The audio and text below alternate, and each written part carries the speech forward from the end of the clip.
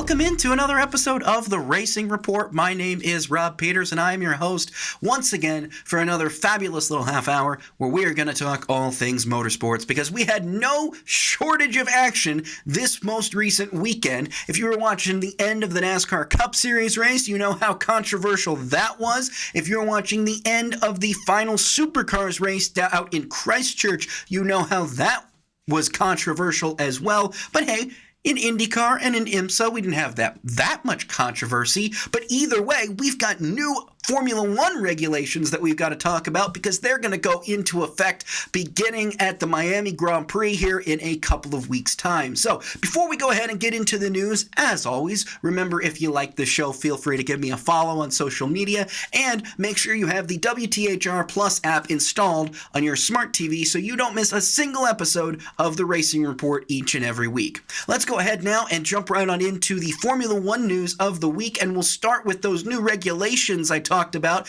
The FIA, Formula One teams, and the engine manufacturers have all agreed to a series of changes to the regulations in an effort to allow drivers to push harder in qualifying and an effort to improve safety. Now, this was obviously in direct response to Ollie Behrman's crash at Suzuka, in which he had that horrifying incident where he collided with the back of Franco Colapinto. And so now Formula One says that during qualifying, the maximum permitted recharge will drop from 8 megajoules to 7 megajoules. Now, peak superclip power is also being increased from 250 kilowatts to 350 kilowatts.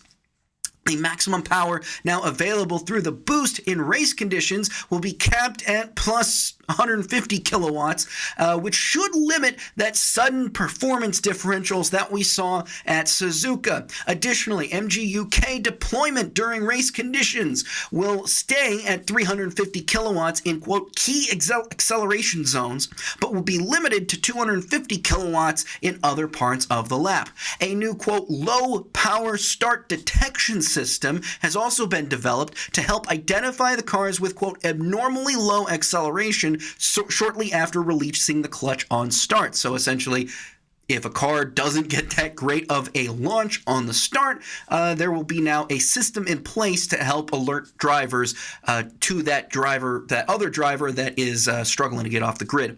Additionally, a visual warning system is being introduced that will activate flashing lights on affected cars to alert other drivers. So like I said, all of these are being done in the name of safety, and hopefully they will kind of address some of the issues that we've seen within Formula One throughout the first three races, as we have this long break throughout the month of April before, again, we return for the Miami Grand Prix in May.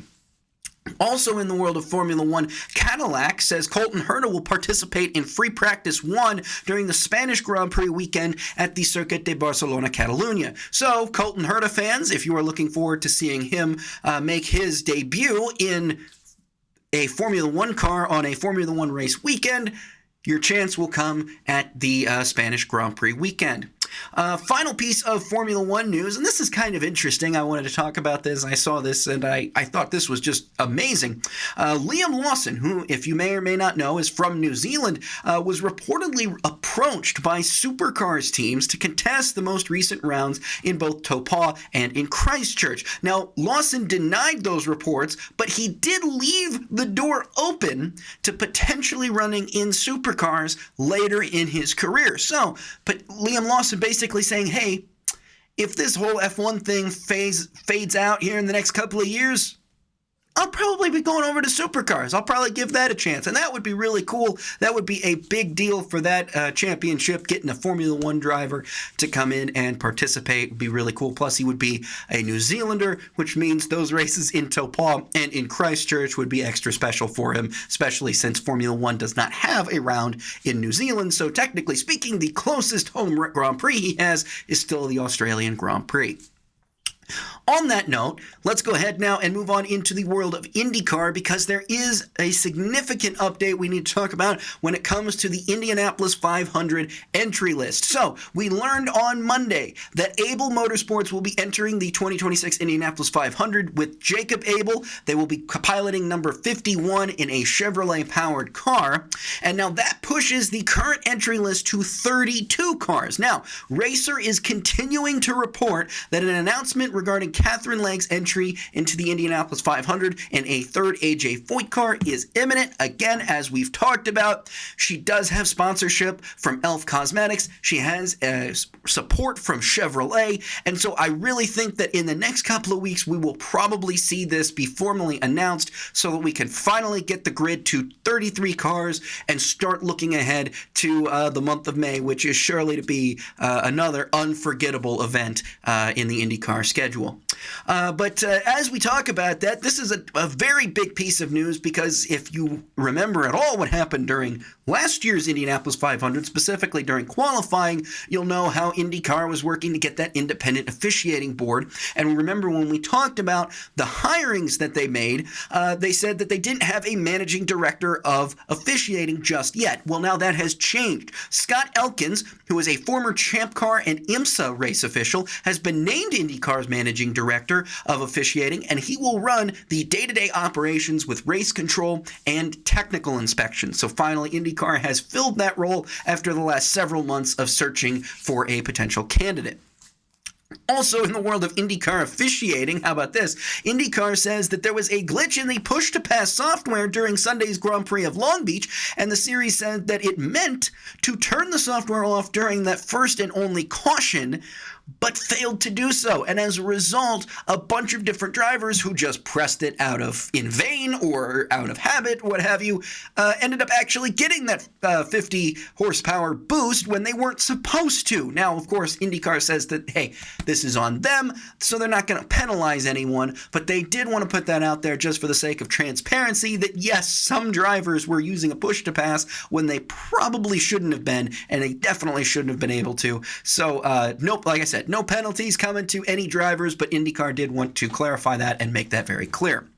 Finally, speaking of Long Beach, Fox says its coverage of the Grand Prix of Long Beach saw an average of 1,269,000 viewers tune in after the NASCAR race in Kansas. Now that's up significantly from last year's measly 552,000 people who watched the Long Beach Grand Prix in 2025. So a significant improvement there for the ratings for IndyCar. That's a great sign to see that the television ratings are actually increasing. And of course, as we've always talked, being on broadcast network television is always going to get you at least 1 million viewers no matter what, and sure enough, it happened here this weekend at Long Beach.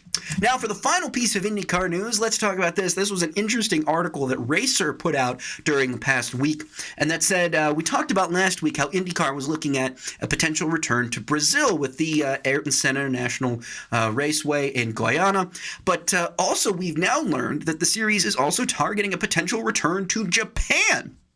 Because, again, the series' title sponsor, NTT, is a Japanese-based company that is very involved in the series, and they'd like to see them come back to their home soil. And additionally, Honda's very interested in having an IndyCar race again in Japan. The question is, where will that be? Unfortunately, the Motegi Oval is still rendered unusable due to that 2011 earthquake that forced the race to go from the oval to the road course, but now it might appear that the series could actually return to the Motegi road course in the near future. Now again, all of this is hearsay, but one other big piece of news from this Racer article is that IndyCar is also looking at additional doubleheaders with NASCAR that could finally get them to the Northeast and potentially even with Watkins Glen. It's possible right now that NASCAR and IndyCar could work together to potentially have some sort of a doubleheader at Watkins Glen. Now, this could also happen later in the summer during the 6 hours of the Glen, but again, this is all kind of hearsay right now, but it is something that the series and its partner Fox are looking at. One more thing is that Doug Bowles talked about, hey, maybe we could try Richmond again. Maybe we could see if we could go back to Richmond and work with NASCAR again there for a potential doubleheader. I think that would be ideal since Richmond would be a great replacement for Iowa, would fill that kind of short track bull ring style of oval that's kind of missing now from IndyCar's schedule after the loss of Iowa. I'm all for that, but that seems to be far more downplayed in the article than Watkins Glen. Additionally, Racer has noted that the prospect of a race in Mexico has cooled, and it is actually not expected to be on the calendar next year. So all that pushing that Pato O'Ward was doing, all that pushing that the series was doing to get back to Mexico has apparently just washed away, and it is not expected that the series will race at the Autodromo Hermanos Rodriguez in 2027. So all that is very interesting coming up here in the world of IndyCar, but now let's go ahead quickly and talk about the world of Formula E before we take our first break, because it appears that due to the increased performance of the new Gen 4 chassis, which will have a reported top speed of 208 miles an hour, that means that the upcoming Formula E race at London's Excel Centre could likely be the last. And it is not known yet what potential site could replace it, but rumors are saying that it could be replaced with the series return to Brands Hatch. And if you have been following Formula E for its entire existence, you know that its first ever test race was actually conducted at Brands Hatch. So it would kind of be a full circle moment for the series to return to Brands Hatch, which I think I'm all for. But, that was at Donington Park. But either way, I got that wrong. I mixed up Donington Park and Brands Hatch. That sounds like a great time to take a break, doesn't it? I think so. Let's go ahead now and take our first break. But when we come back, we're going to discuss some big major changes in the world of IMSA that you need to be aware of, and it'll tie in as well to the IndyCar world. So more Racing Report coming up after this. Don't go anywhere.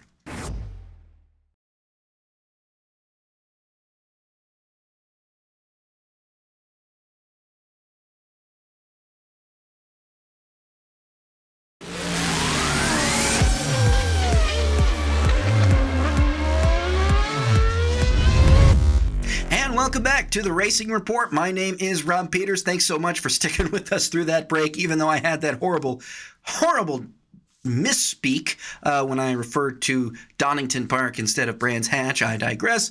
Whatever. Let's talk about the world of IMSA for right now as we forget what mistakes I just made. Acura says that it will pause its GTP program at the end of the season as its parent company Honda aims to expand the brand's presence in IndyCar. Yes, this is serious. So Acura, Meyer-Shank Racing, that is going away.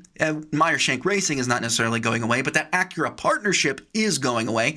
But Honda is expanding the Acura brand on Meyer-Shank's Indy cars. So you'll start to see the Acura branding on a lot more of Felix Rosenqvist's car coming up, especially at the Indianapolis 500 and in races after that. And it's also expected when Honda does end up fielding a factory entry in the IndyCar Series next year in conjunction with Meyer-Shank, it is very likely that that will be a car that has the Acura branding prominently displayed. So very interesting news to see that. It kind of broke over the past weekend, and now it's been confirmed by Honda and Acura. So we'll have to keep and look and see what's going to happen now to Meyer-Shank and the future of their IMSA GTP program.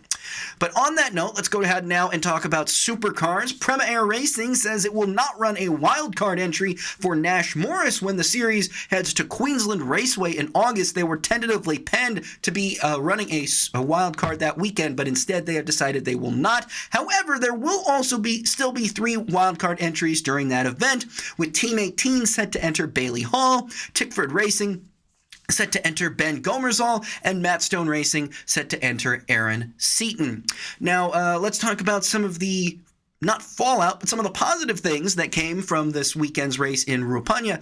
That circuit says that it sold out tickets for both Saturday and Sunday events, with a record crowd of 65,806 people attending all 3 days. So that's a huge great deal for that circuit and for Christchurch. That was a major deal, getting the series back to New Zealand, not just in Taupo and the Northern Island, but then also in the Southern Island as well, in Christchurch. Now, additionally, Ruapanya now says that it expects to upgrade its pit lane prior to Supercars' return next year. If you were watching at all, it's a very cramped pit lane there at Ruapanya, and it looks like they're going to be upgrading that ahead of the series' return in 2027.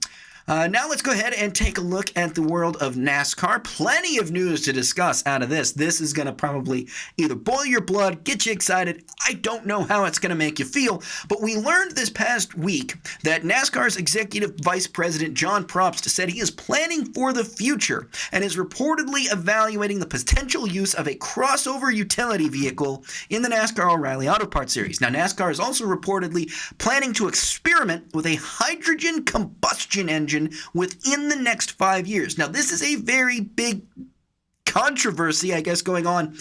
The internet has taken this by storm, naturally so.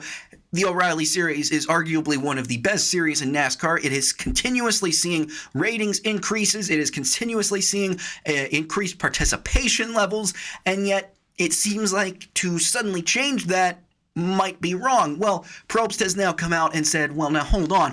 We're not going to, or I shouldn't say Probst, but other people within NASCAR have come out and say, hold on. We're not going to fix something that's not broken. This is just a tentative plan for the future in the event that, hey, the auto industry changes substantially by the year 2030. So, not probably going to happen within the near future. Don't worry. For those of you like myself who love the O'Reilly Auto Parts Series, don't expect it to change anytime soon, but definitely do expect more experiments with that crossover utility vehicle and even a completely new way of powering these engines with potential hybrid combustion.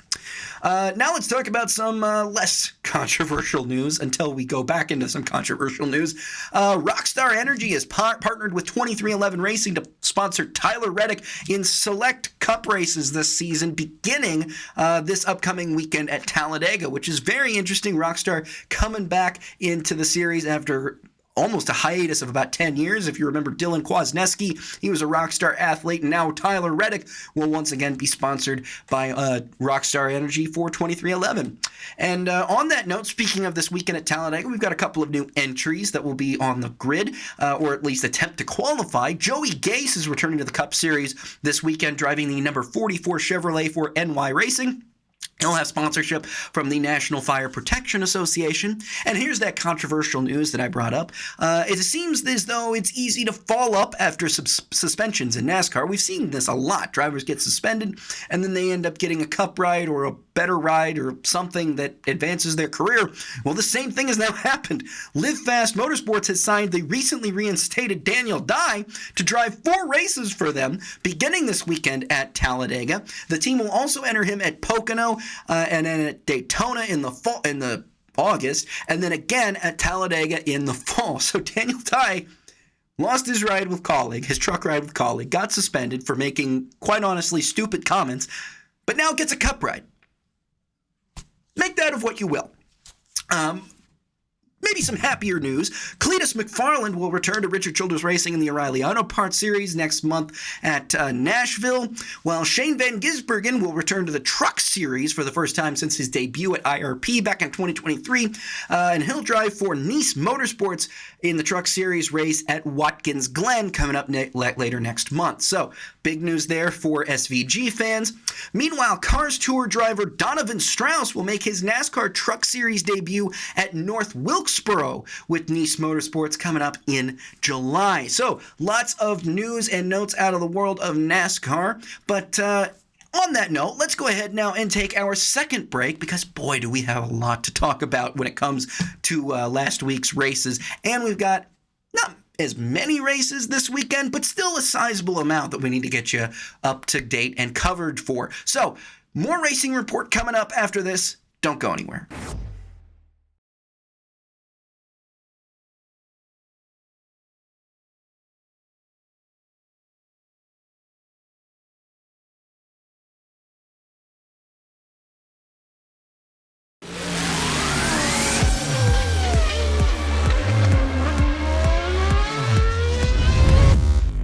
welcome back to the Racing Report. My name is Rob Peeters. Thanks again so much for sticking with us through that break. We already came through the news, so if you just missed the news, I apologize. Again, remember, we are on demand. You can view us and go back and view the news. But if you're just now tuning in, we're going to talk about all of the races that happened this past weekend, and there was no shortage of action. NASCAR was in Kansas in the Cup Series race. We had a very thrilling battle in the closing laps between Denny Hamlin and Tyler Reddick.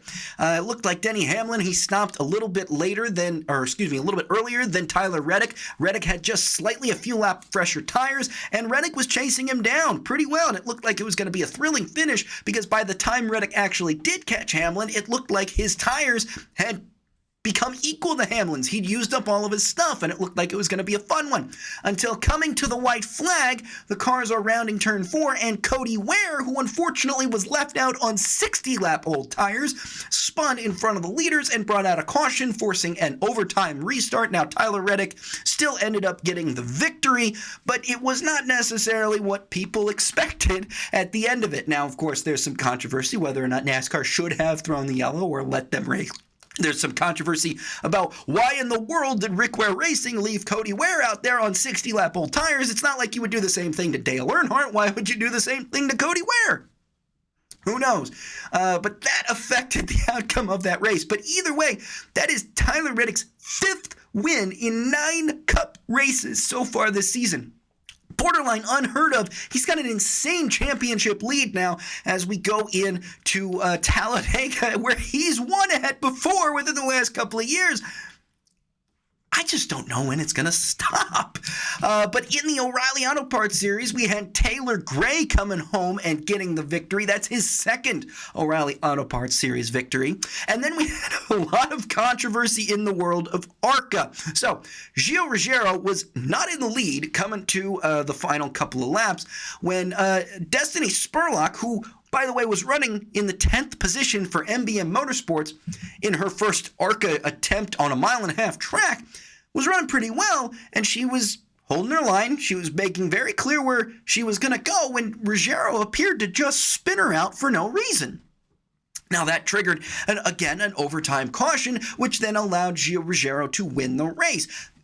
That was quite controversial, even though Destiny Spurlock still came back and finished 10th. She didn't lose any spots. It was still seen, I think, in the eyes of most of the internet as quite the dirty move to kind of wreck a lapped car, a back marker, out of the way in order to force a caution that gets you track position or gets you closer to the leader. I'm not necessarily going to say one way or the other. I don't know what Gio Ruggiero's plan was there. He admitted to kind of making a mistake and mistiming it. Either way, that's going to be talked about for quite some time in the world of ARCA going forth. But meanwhile, we had an IndyCar race as well in Long Beach, and Alex Palou came home and won again. He's got 3 wins in 5 races because that's Alex Palou. That's how he goes. He's retaken the points lead from Kyle Kirkwood. He's now got a 17-point advantage going into the month of May. And honestly, he benefited again from pit stop, based on pit stops. So if you remember the last race at Barber, Christian Lundgaard had a problem on the right rear tire change, and that allowed Alex Palou to pass him and end up going on to win the race. Well, when they had that one and only caution flag at Long Beach, Alex Palou they came in at the same time as Felix Rosenqvist, who, mind you, had not only started on the pole, but then had also led the entire race up until that point. And it just so happened that Palou's team had a pit stop that was 1 second faster than Felix Rosenqvist, and that was all it took. Palou won the race off pit road and then drove off into the sunset once the restart happened. Rosenqvist, of course, finished second, but it was a little bit disappointing for him because he had such a good car, he had such a fast car, but when Palou gets out at clean air, it just seems unstoppable. So now Alex Palou is going to go into the month of May looking to defend both his Indy Grand Prix and Indianapolis 500 wins from last year, while he also now has the points lead. Boy, it seems like we're going to have a repeat of 2025, doesn't it? Maybe not. Maybe not. We'll see. But hey, before that IndyCar race, we also had the IMSA race. We had the GTP and the GTD classes both in action. And Meyer Shank, basically not long after the news about their Acura withdrawal broke, they ended up winning the race with Nick Yaloli and Renger van der Zand. They won overall and in GTP, whereas in GTD, Vassar Sullivan's Lexus program with Aaron Tillett and Benjamin Pedersen, two guys from the Indy Next reigns. Ben Pedersen actually made a whole season in IndyCar, but they came home and won in GTD. Now, let's talk about Supercars in Christchurch, because goodness, there was no shortage of action this past weekend. So, in race 1, we had Kai Allen winning. Race 2, Brody Kostecki won. Race 3, Matt Payne won. And in race 4, Matt Payne won. But it's the end of race 4 that I want to talk about. I highly implore you to seek out a replay of this, because this is insane. Reigning series champion Chaz Mostert ran Brody Kostecki off the road. Not only did he hit him once, he hit him twice, he hit him 3 times. He ran him off the road to the point in which Brody was literally spinning in front of the entire field uncontrollably. Now, Mostert was given a 30-second time penalty, but he has so far outside of that not faced any additional penalties. So no suspensions, no nothing like that. If you want my opinion, I think he should be parked for a race. Probably not going to happen, but either way, it was quite outlandish, to say the least. But that was it for the world of Supercars. And now, as we look ahead to the races that are this weekend, we do have a nice amount. The NASCAR Cup Series, the O'Reilly Auto Parts Series, and ARCA Menard Series will all be in Talladega this weekend. Super Formula is returning as well. They're going to be in Autopolis. The NHRA is in Charlotte. MotoGP is in Spain at the Jerez. And then we've got some grassroots racing as well. The USAC Midgets are in Kokomo this Friday at 6 o'clock. That'll be on Flow Racing. And then the Cars Tour is at Caraway Speedway, and that'll be Saturday at 4:30, while the Cars Tour West takes place at Wenatache. I don't know what that is. Great way to end the show. That's at 10 o'clock p.m. Saturday. Of course, all of those are on Flow Sports. So, again, besides my brain farts, I guess, that happened in Formula E and just now, either way, we got a great weekend of racing coming up. And as always, thank you guys so much for tuning in and watching. Again, if you like this show, feel free to give me a follow on social media. You can do so by looking up at rpeeters33. That's RPEETERS 33. And as always, make sure if you don't have the WTHR Plus app installed on your smart TV, that you are at the very least subscribed to WTHR on YouTube, so you don't miss a single episode of the Racing Report. So thank you again so much for watching. And for WTHR Plus, my name is Rob Peeters. We will see you again next week on another episode of The Racing Report.